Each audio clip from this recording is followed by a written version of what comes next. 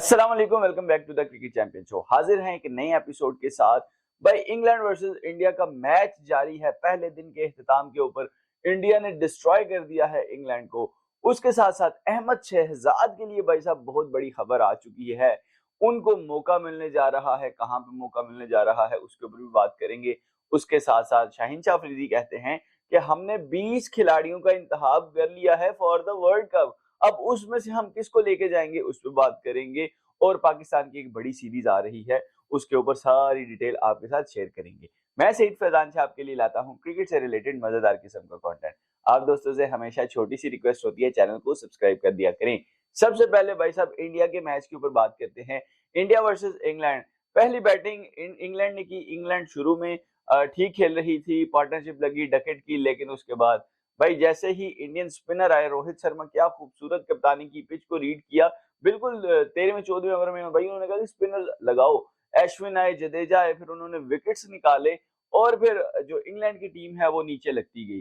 फिर थोड़ी सी पार्टनरशिप लगी जो रूट की और बेरिस्टो की, लेकिन बेरिस्टो एक दफा फिर से शिकार हुए अक्षर पटेल का। अक्षर है या अक्षर है उनका। जबकि पहले जब इंग्लैंड आई थी उसमें भी कह रहे थे कमेंटेटर, में सुन रहा था कि 3 से 4 दफा बरिस्टो को अगर आउट किया है तो वो अक्षर पटेल ने आउट किया है।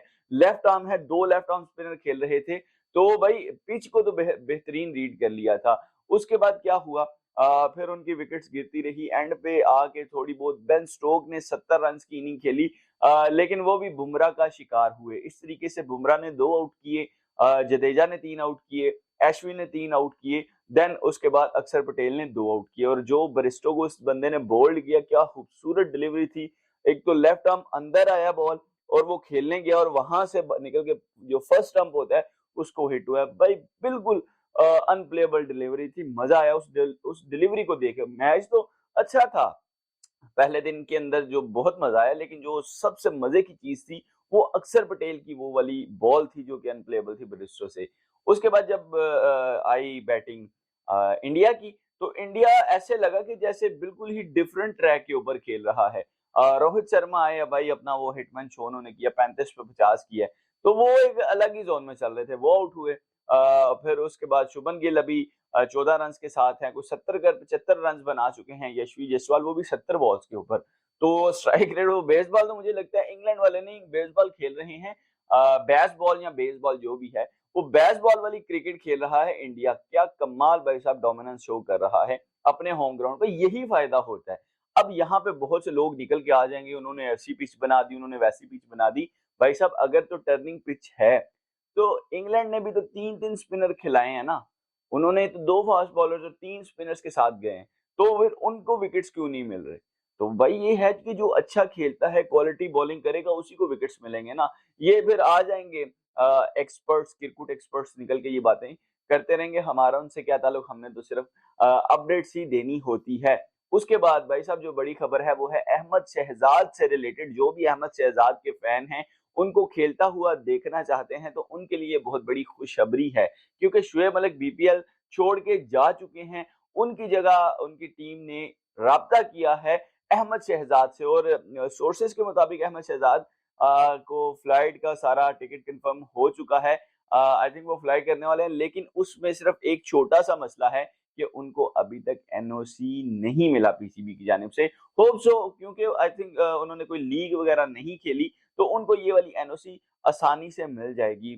पूरे साल में अगर देखें, वैसे वो सेंट्रल कॉन्ट्रैक्टेड प्लेयर भी नहीं है, लेकिन अगर हों भी तो वो उन्होंने कोई एक लीग भी नहीं खेली, डोमेस्टिक खेल रहे थे, तो उनको होप्स हो जल्दी से एनओसी मिल जाएगा और हमें वो दिखाई देंगे। और अहमद शहजाद का एक रिकॉर्ड है बीपीएल की फास्टेस्ट सेंचुरी का, जो कि उन्होंने 40 बॉलों पे लगाई थी, वो नहीं टूटा। ऐसे तकरीबन 6 साल गुजर चुके हैं इस बात को।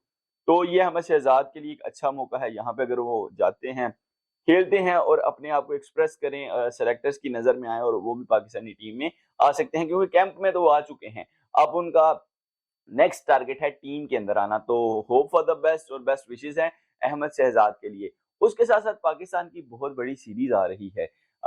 सीरीज जो है वो इंग्लैंड से है, और न्यूजीलैंड ने तो पीएसएल के बाद आना है। इंग्लैंड की सीरीज जो है वो फाइनल होने वाली है कि हमारी जो 15 लड़के जाने हैं वर्ल्ड कप के अंदर, और स्पेशली जो प्लेइंग 11 वर्ल्ड कप में खेलना है, वो हमारा वहां पे ट्राई होगा। यानी जो भी ओपनर पार्टनरशिप लगानी है, फखर बाबर के साथ जाना है, रिजवान बाबर के साथ जाना है, साइम रिजवान के साथ जाना है, ये जो भी कॉम्बिनेशन है, ये जो अगली 5 मैचेस है पीएसएल के फौरन बाद, न्यूजीलैंड की सीरीज अप्रैल में, उसके बाद जब हमने जाना है इंग्लैंड, तो इंग्लैंड और आयरलैंड के भी 3 मैच हैं, तो उनमें हमारा कंप्लीट टीम खेलती हुई दिखाई देगी, क्योंकि शाहीन शाह अफरीदी ने ये कहा है कि हमने 20 जो लड़के हैं वो फाइनलाइज कर लिए हैं और वही वर्ल्ड कप खेलेंगे। और शाहीन याद रखिएगा वर्ल्ड कप तक कप्तान है। अभी रूमर्स बहुत सी आ रही हैं कि बाबर कप्तान वापस आ रहे हैं, बाबर ये हो रहा है, लेकिन मेरा नहीं ख्याल कि इस टाइम पे अब बाबर को वापस लाना चाहिए, शाहीन से ही जाना चाहिए। T20 वर्ल्ड कप तक शाहीन से जाएं और होप सो अच्छा करेंगे, कोई इतनी बड़ी बात नहीं है, प्लेयर्स तो सारे वही हैं, सिर्फ थोड़ी सी कैप्टनसी के अंदर आपने डिसीजन ऐसे करने हैं कि जो राइट टाइम पे राइट डिसीजन होंगे तो टीम विन करेगी। तो ये सारा सिनेरियो था, ये आज की अपडेट्स थी। उम्मीद करता हूँ आपको ये आज की अपडेट्स पसंद है। अगर ऐसे ही क्रिकेट अपडेट्स देखना चाहते हैं तो चैनल को सब्सक्राइब कर लीजिएगा। अपना बहुत सारा ख्याल रखिएगा, अपने इस बार को अपनी दुआओं में, अपनी प्रार्थनाओं में याद रखिएगा। अगली वीडियो तक के लिए अल्लाह हाफिज।